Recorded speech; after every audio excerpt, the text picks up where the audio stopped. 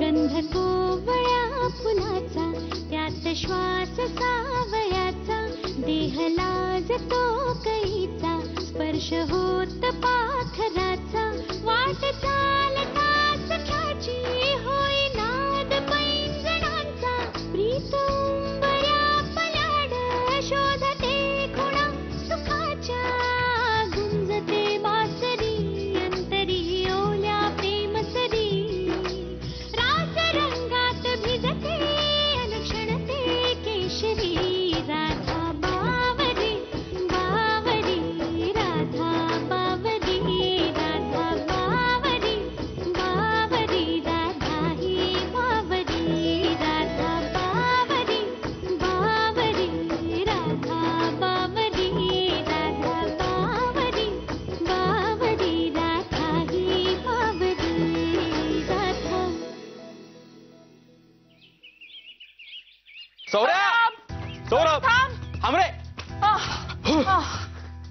Good morning. Good morning. तुम्ही दोघं इकडे? हा कसला रस्ता काढलायस? अरे शॉर्टकट आहे बॉस, लवकर घरी जाता येतं. बर इकडे कुठे? अरे काय हिला काम नाही काय नाही, मला सकाळ सकाळ झोपेतून उठवलं आणि आणलं इकडे तुझ्या मागे. चाप. कशासाठी? अरे तुझं कौतुक नको का करायला? हल्ली रोज सकाळी लवकर उठतो 7:30 वाजता. So that's something special. शाबास. Thank you so much. पण खरं सांगू, तुम्ही ना राधाला काँग्रेस केलं पाहिजे. सगळं क्रेडिट खरं तर तिचं आहे. तिने लग्नानंतर माझ्या मागे अजिबात बुणबुण केली नाही की करिअरचं काहीतरी कर अशी. त्यामुळे मलाच वाटलं की आपण काहीतरी करायला पाहिजे. आता तिने जर माझ्या मागे किटकिट केली असती ना तर मी वैतागून काहीच केलं नसतं. So all credit goes to her. She is really sweet यार. ए तू अति करू नकोस हा. अरे उगाच स्वतःचं क्रेडिट तिला कशाला देतोयस? काही हा तुझं सौरभ. ए नमस्कार सौरभ साहेब.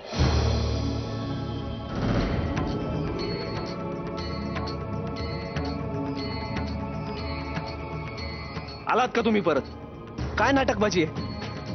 नाटकबाजी नाही हो. तुम्ही जे मला फक्त 5,000 रुपये देणार आहात ना ते द्या, म्हणजे विषय संपेल. नाटक नाही आणि बाजी नाही. ए हा काय करोडपती वाटतो तुला?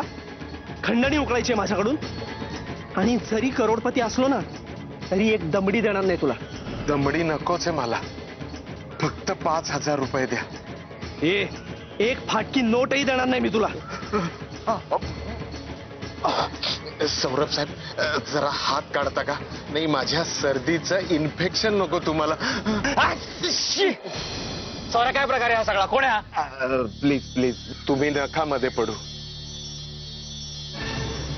सौरभ साहेब काय तुम्ही मला मारलं झोडलं मारून टाकलत ना तर तुमचा भाऊ आहे ना डॉक्टर केदार, यालाच त्रास होईल हो, मरून जाईल तो.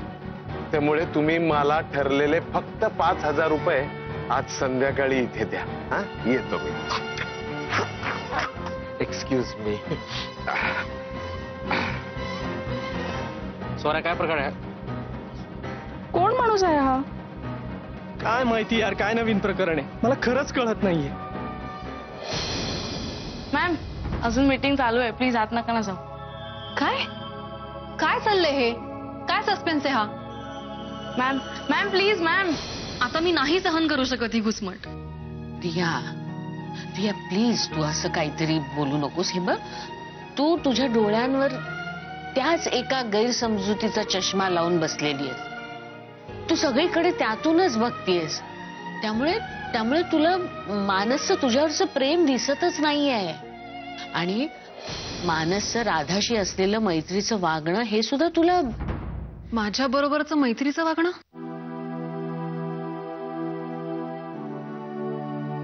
मॅम ही काय चर्चा चालू आहे?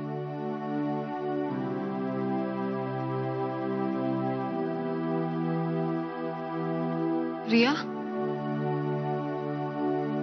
काय झालंय तुला? नाही काही नाही झालंय मला. तुझ्या प्रेमात ना हतबल झालाय हा. तुझे फोटोज, तू दिलेले गिफ्ट्स आणि ग्रीटिंग्स सगळं जपून ठेवलंय याने. एरवी हा दगड असतो, यंत्रमानव. तुझ्या नावाने जिवंत होतो, झोपेत पण तुझं नाव घेतो. Riya,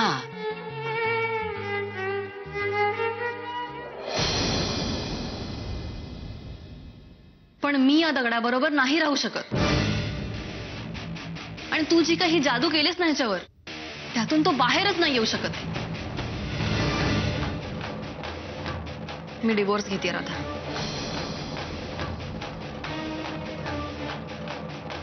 because of you. Riya,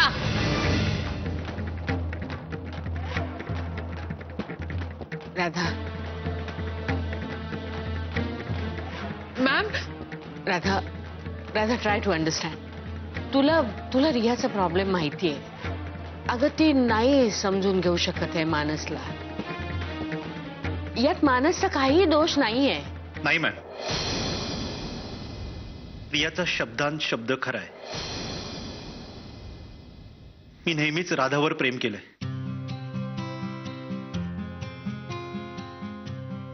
आधी आणि आजही. हृदयाच्या तळाशी लपून ठेवलं होतं सगळं. ना कधी व्यक्त केलं, ना कधी मर्यादा ओलांडली. पण प्रेम आहेच. मॅम, रिया बायको आहे माझी. इतर कोणी काही बोलेल, पण तिला ते प्रेम दिसणारच ना.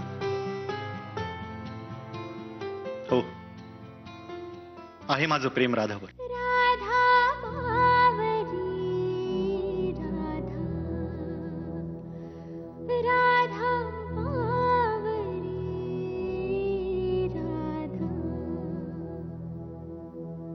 काय बोलत होता तो माणूस? केदारने परत काही राडा घातलाय का? ए बाई, शुभ बोल ना आता. काही राडा झालेला नाहीये.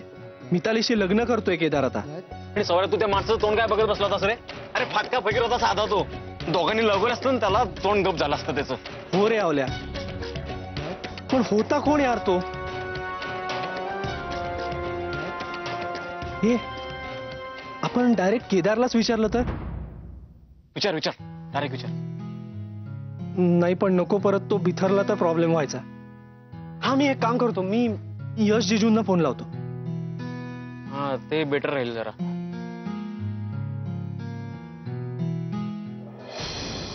बोल सौर्या. जिजू, काय काय कसा काम धंदा सगळा व्यवस्थित ना? काम ठीक चाललंय, पण जिजू. काय रे? जिजू, एक छोटासा प्रॉब्लेम झालाय. कसला? अरे आय माय यशवंत ढगे असताना तुला कसला प्रॉब्लेम आहे? काय झालाय सांग ना मला. काय झाला? जिजू, काल संध्याकाळी मला सदानंद कुबेर नावाचा एक माणूस भेटला होता.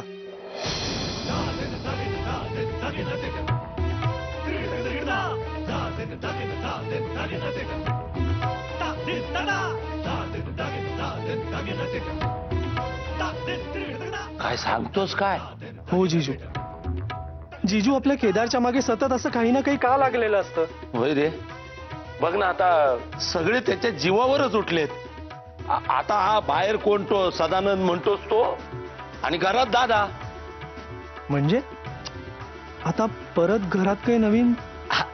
अरे नाही, ते काय नाही रे, आपला नेहमीचाच आहे. तू काळजी करू नकोस. आणि हे बघ, तो माणूस जर परत आला ना, तर त्याला सरळ पोलिसात देईन म्हणून सांग. नाहीतर तू ताबडतोब मला फोन लाव, मी बघतो त्याचा काय करायचा ते. पण तू टेन्शन घेऊ नको, काय कळला ना? हो जिजू, तुमच्याशी बोलून खरंच खूप बरं वाटलं. मी ठेवू फोन? Okay, bye.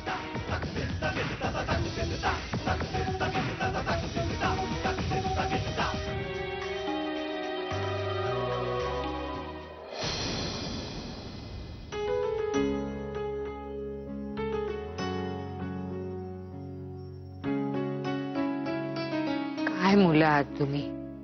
एक गुंता सुटला नाही तर दुसरा गुंता तयार करता. असा कसा रे तू मानस? इतकी वर्ष गप्प राहिलास आणि आता. आणि खरं तर योग्य वेळीच ही कबुली तू रिया समोर द्यायला हवी होती, म्हणजे ही वेळच आली नसती. सगळं आभाळ केव्हाच स्वच्छ झालंस. मॅम, माझ्या स्वभावातला तोच मोठा दोष आहे. माझं मन माझ्या प्रिय व्यक्तींना वाचताच येत नाही.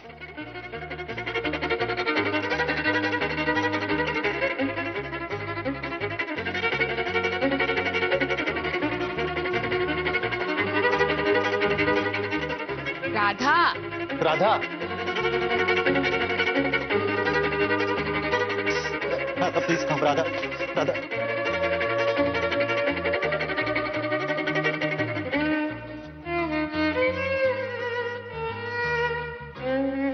Radha, I am sorry.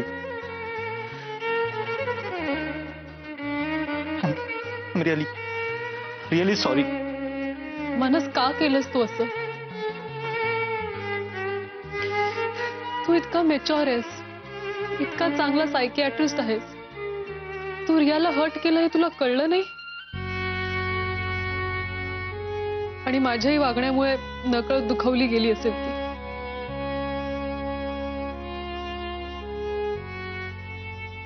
मग ती वागणारच ना असं. बरोबर आहे तिचं. अरे ती प्रेम करते तुझ्यावर. कसं सहन होईल तिला? मला हे आधी कळायला हवं होतं, पण अजूनही वेळ गेलेली नाहीये. मी तुमच्या आयुष्यातून कायमची निघून जाईन. मग सगळं व्यवस्थित होईल.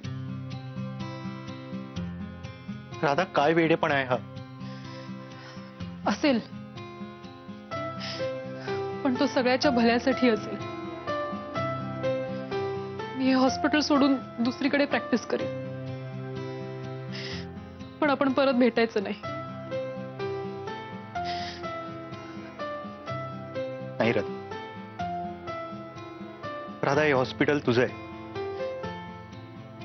इथून कुणी जायला पाहिजे असेल ना,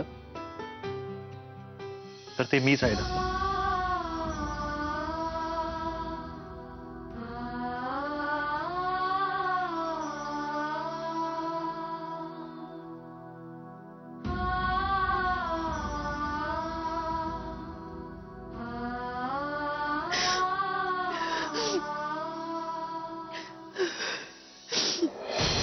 केदारचं मला टेन्शनच यायला लागलाय. या पोराच्या आयुष्यात काय चाललंय काय कळायला मार्गच नाही. दादांचं बोलणं लागेल असं असतंय, पण ते खरा होते. काय करायचं काय कळतच नाही.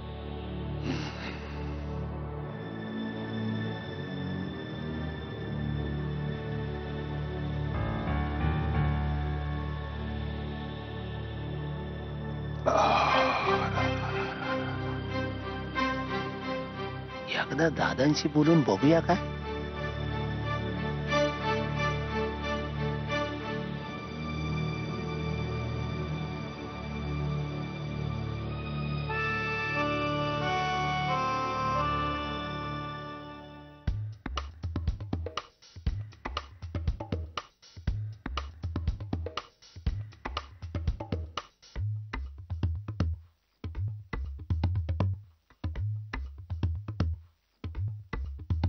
काय दादा, कशी आहे तब्येत? मी कसं का असे ना, तुम्हाला काय करायचंय? नाहीतरी वृद्धाश्रमामध्ये पाठवायला निघालात ना मला. बरा असेल ना तर वाईट असेल, तुला काय करायचंय? तसं नाही, तसं नाही हो. तुम्ही बोलता ते बरोबर बोलता, पण काय आहे थोडी पद्धत बरोबर नाही ना तुमची. एकदम दुसऱ्याला लागेल असा बोलता, कडू कारल्यासारखा. हे बघे, गोड गोड बोलून साखर पेरणी करणं मला जमत नाही, कळलं का? मी कारला आहे, कारल्यासारखाच बोलणार. तसा नाही जा रे. अहो असं काय करता दादा तुम्ही ना, उगाच भडकता बुवा. हा, त्या दिवशी थोडी भडकाभडकी झाली म्हणून तुम्हाला काय बोललो नाही, पण आता जरा विचारतो, तुम्हाला खराच वाटते केदार सुधारलेलाच नाही? तो आयुष्यात कधीही सुधारू शकत नाही. मूर्ख बनवते सगळ्यांना, आणि तुम्हा सर्वांचा जन्म मूर्ख बनवून घेण्यासाठीच झालेला आहे. जरा त्याने अशी नाटकं केली, निरागसपणासारखा चेहरा केला की भुलले सगळेजण, लागले त्याच्या पाठीमागे. केदार केदार तुला काय बोलता मी, हे ना तसा तर आहे ना. छे, पण दादा, तुम्हाला खराच वाटते केदारने मितालीच्या बाबांचा 100%.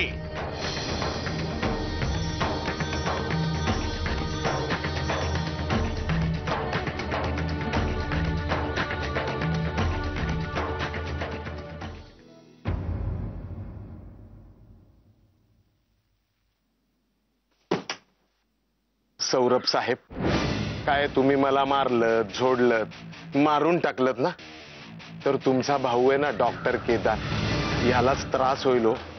त्यामुळे तुम्ही मला ठरलेले फक्त 5,000 रुपये आज संध्याकाळी इथे द्या.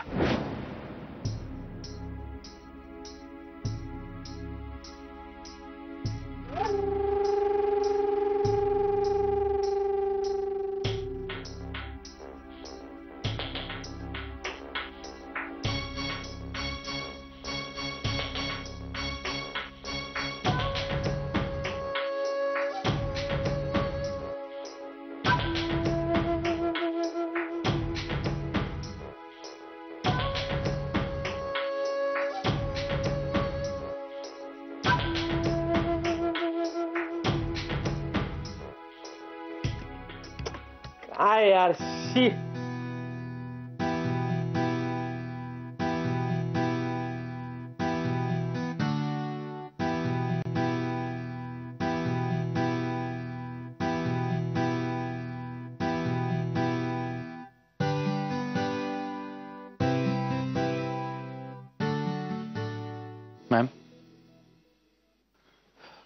मॅम, मी हे हॉस्पिटल सोडतोय. अच्छा, म्हणजे आधी राधा हेच वाक्य म्हणाली आणि मग त्यावर तू म्हणालास की नाही नाही राधा, हे हॉस्पिटल तुझं आहे, मी हॉस्पिटल सोडतो, असंच ना? वा वा, काय मुलं आहात रे तुम्ही.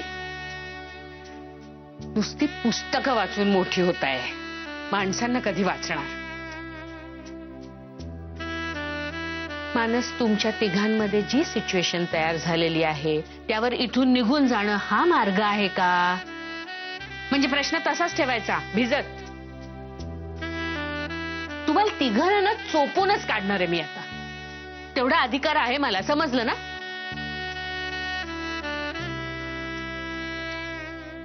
तुला हे कळत नाहीये का मानस? रियाचं तुझ्यावर किती मनापासून प्रेम आहे ते. अरे म्हणून तर इतके दिवस पेशन्स ठेवून तुझ्याबरोबर संसार केला ना तिने. दुसरी कोणी असती तर केव्हाच. मॅम, पण मी तुला सर्वतोपरी समजून घेतलं, समजावलं. हो, समजून घेत आलास, समजावत आलास. अरे तुझ्या समजावण्याची, तुझ्या काउन्सिलिंगची गरज नाहीये रियाला. तुझ्या प्रेमाची, कन्सर्नची, तुझ्याबरोबर सिक्युअर वाटण्याची गरज आहे तिला. तुझ्या आयुष्यामध्ये राधाच्या वरचं तर नाहीच, पण राधा इतकंही स्थान आपण मिळवू शकत नाही या विचाराने ती हायपर होते. हे कळत नाहीये का तुला? एखाद्याच्या आयुष्यात आपण निव्वळ ऍडजस्टमेंट आहोत. ही फिलिंग किती हॉरिबल असू शकते मी तुला सांगायला हवं मानस. आणि तुझंही तिच्यावर प्रेम आहे, मला माहिती आहे ते. तुझं प्रेम दाखव ना तिला. तुझं प्रेम, तुझं कन्सर्न, हे या सगळ्या भावना काय अशा डीप फ्रीज मध्ये ठेवून देणार आहेस का? बाहेर काढ आणि उधळ तिच्यावर. ते काय नाही, आता तू माझं ऐकायचंस. रिया समोर तुझ्यातल्या डॉक्टरला बाजूला ठेवून द्यायचं. छान नवरा हो तिचा, पॉझेसिव्ह हो जरा, गाजाव नवरेशाही तिच्यावर. म्हणजे बायकांना आवडतं ते, म्हणजे अधूनमधूनच चवीपुरतं, पण आवडतं. कळतंय का? आणि दुसरी महत्वाची गोष्ट म्हणजे यापुढे तू राधाची काळजी करायची नाहीस. तिला काय समजवायचं ते मी बघेन. आता तुझं सगळं लक्ष फक्त रियाकडे. ओके? Yes ma'am.